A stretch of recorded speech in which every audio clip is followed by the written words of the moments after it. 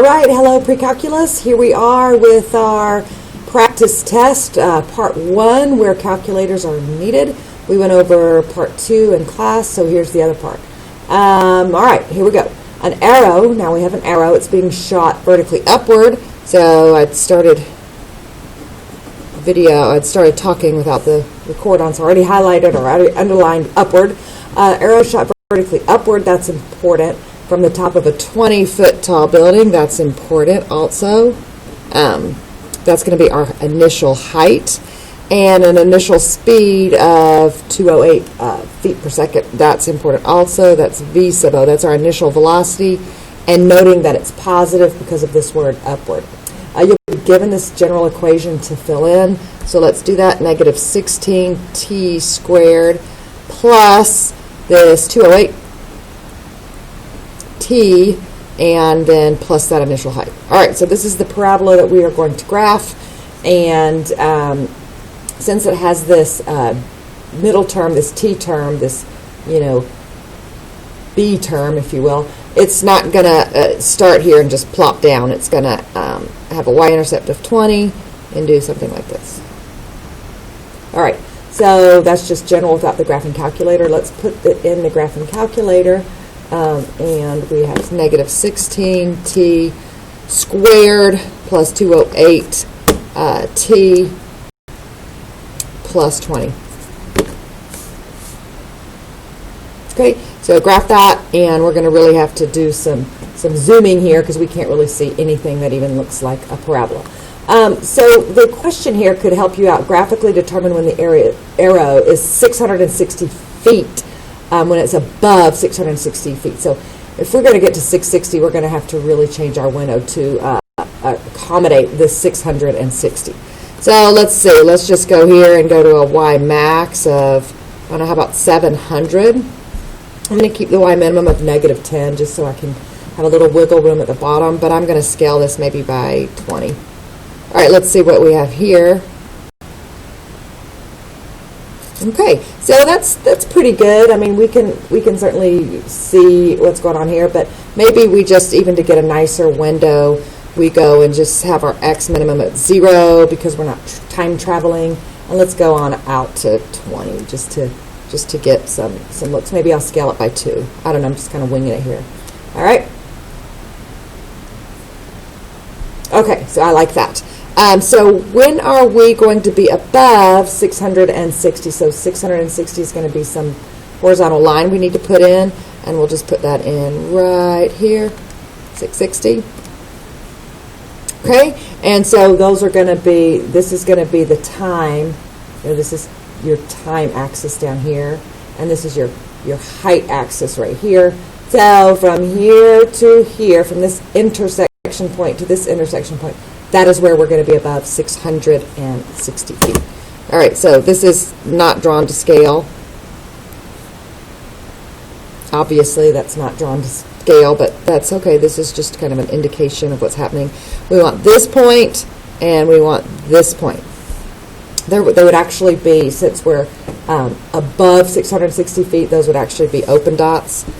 I mean, they're points, but we would want to think of those as open dots because above would not include. So let's just make it precise there. Open. All right, let's see. What did I have here? 0 to 20, and then we were negative 10 all the way up to 700. So that's just the window viewing here. And let's do our intersect. Second trace, intersect. So first curve, so the cursor's right here, so it's going to give me this point first. First curve, yes. Second curve, it's already popped up there, so we're good, yes, and then just hit yes. All I'm doing is hitting enter. And so our first intersection is at, looks like it's a nice point, 8, 660. So that's at time 8, your time axis, this is time, and this is height. All right, and so now we got to go over here. I'm going to push the cursor over here and hope that it'll show up over here. I'm not sure. We may have to push it when we do the menu item. I don't know. We'll see. So let's go here, and so I just did second trace, and then 5. That's your 5. And let's see where my cursor is. So it's still over here. It's wants to stay on this side, so I'm going to have to force it over here to the other side. Okay, so there it is. Now it's on the other side. I'll hit enter. Whoa, what did I just do? Graph, sorry. Second trace, intersect. I just accidentally hit plus instead of enter. So right here, it's hitting enter. First curve, yes. And then second curve, let's see the cursor. You can see it right here. So it's in the right spot right here, enter. And then I'm just going to hit enter for a third time, and it's going to give me this intersection, which is also a nice number, 5,660. And that's just, it doesn't have to be a nice number, it could easily be a decimal. So when are we above 660 feet? And in interval notation,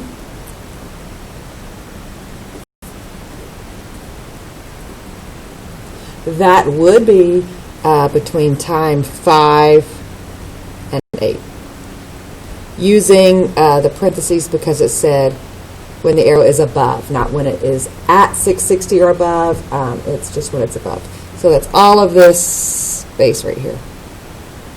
Okay, algebraically determine when we're going to hit the ground. Hit the ground is where we do your 0. We set h of t equal to 0. And algebraically means quadratic formula. 16t squared negative 16t squared plus 208t plus 20. All right. So so t here will be, just put the h of t, we'll just do the 0 up here. Okay. So t will be negative 208. Really need your calculator here. 208 quantity squared minus 4 times negative 16 times 20 all over 2 times negative 16.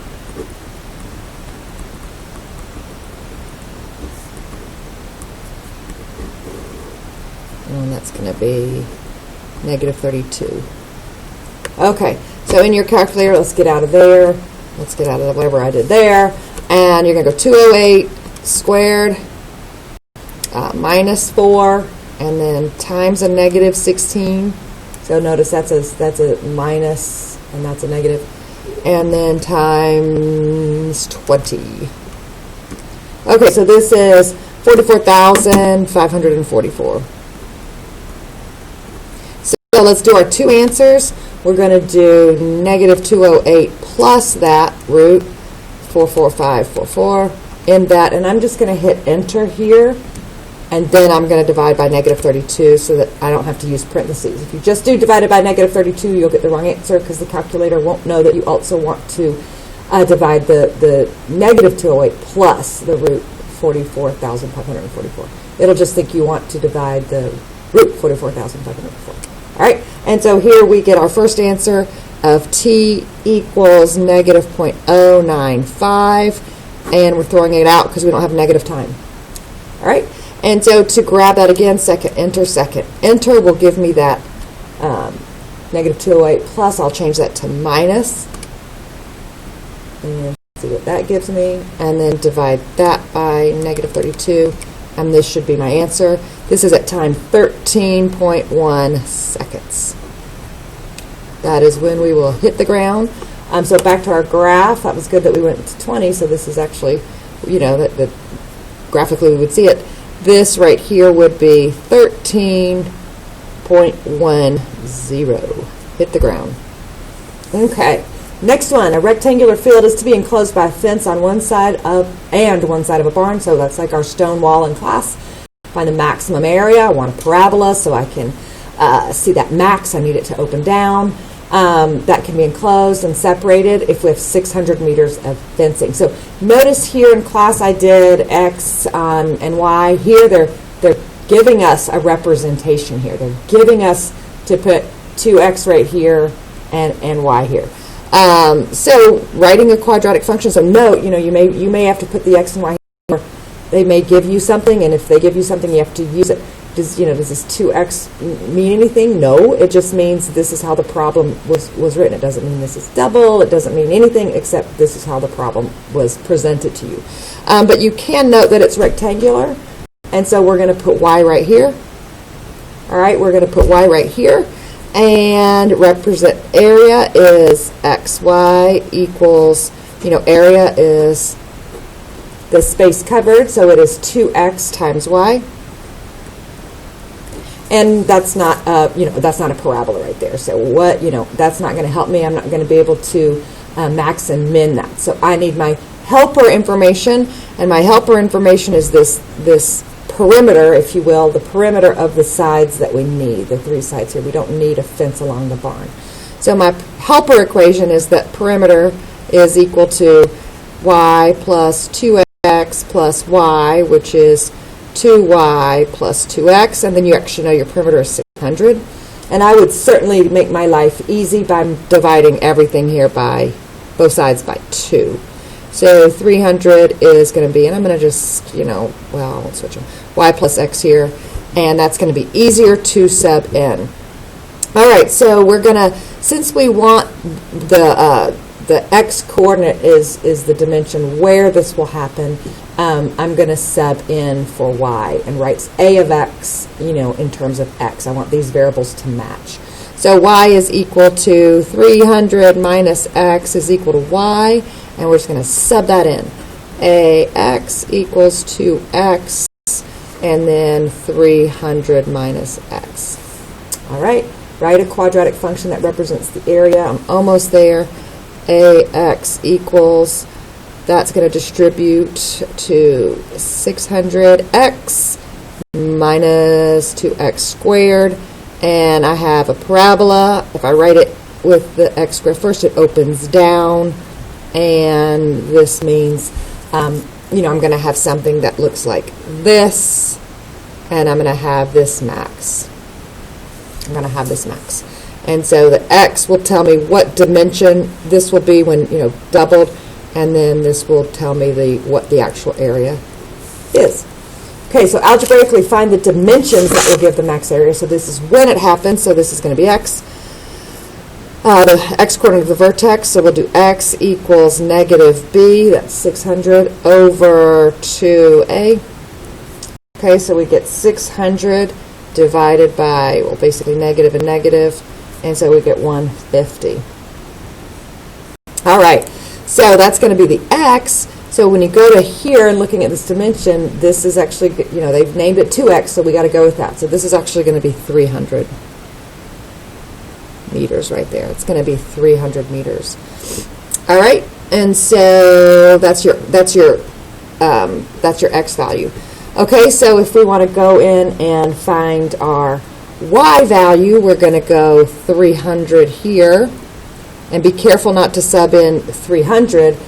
This is 2x. This is 2 times that x value that we just found, and the x value that we found here was actually 150. That's a little funky that this is represented by the 2x, but we got to go with it. So this is minus 150, and so our y value is 150.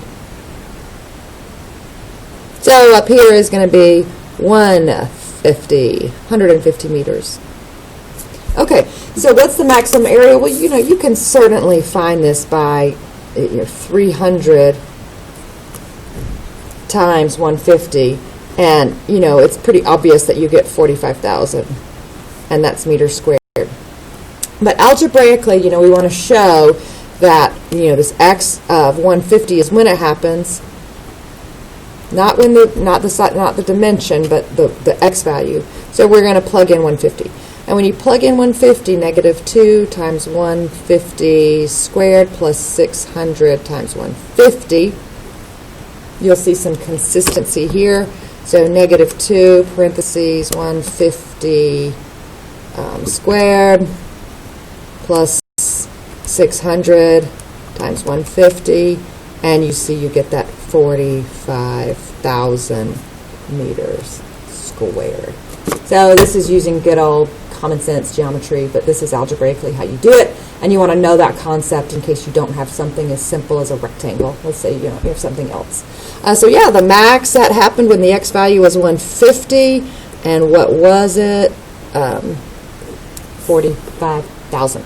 All right, this last piece of more material here. Solve by graphing. Use the zero method. Round arrow answers to the nearest hundredth. Write answers in interval notation. Label your graph and clearly indicate solutions. Whew. Okay, so zero method means we want to set it to 0. And so I'm going to move some things over. X squared minus 12x plus 4 here, less than or equal to 0. So this is saying to us, when is this parabola lower than or equal to the axis? Where is this parabola less than or equal to 0? So we're going to graph this parabola and just see what we get. Go clear. Clear. I'm going to zoom 6 it just so I don't get that crazy one I had before, which was what, up to 700. What do I have? X squared minus 12x plus 4. So let's graph it. Okay, so we're going to have to change our window because I can't see enough here. So we definitely need to see some here on X. Let's go over, maybe just double it and see if that helps. And then let's go down to, I don't know, maybe the max was fine here. Let's go down to maybe negative 40. See what we get. Okay, so that's nice. So I just want to see when this is going through 6. I can tell that right there, that's C value. So this is just not to scale, but something like this. I don't even remember my window now. I had a negative 10 to 20, and then a negative 40 to 10 there. Okay. So this is just really saying, when is this parabola below the x axis? What did I graph? X squared minus 12x plus 4. And so we're just going to use our 0. We're going to use our 0 menu. So 0 is 2. And so I got to go to the left. Okay, I know I'm to the left because this y value is positive, so I know I'm to the left of this 0. So hit enter. Just hitting enter right there. Let's push to the right. I know I got to the right because I went negative. Overshot it a little bit, but it doesn't matter. And then I hit enter for the 3rd time, and it's 0.34 there. So this is the point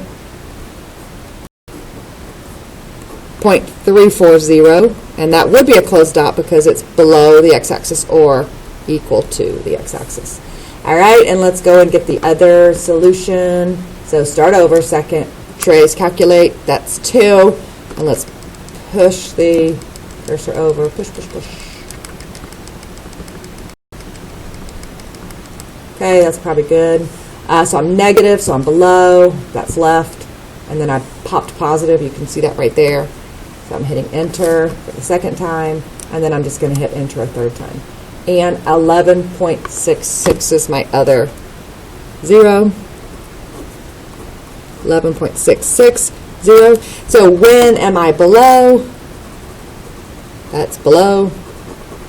Okay, and so my solution in interval notation is inclusive. Yeah, I'm just listing the x values. That's when this happens, and it's this x value to this x value, comma 11.66. All right. So hope that helps, and happy studying. Bye, guys.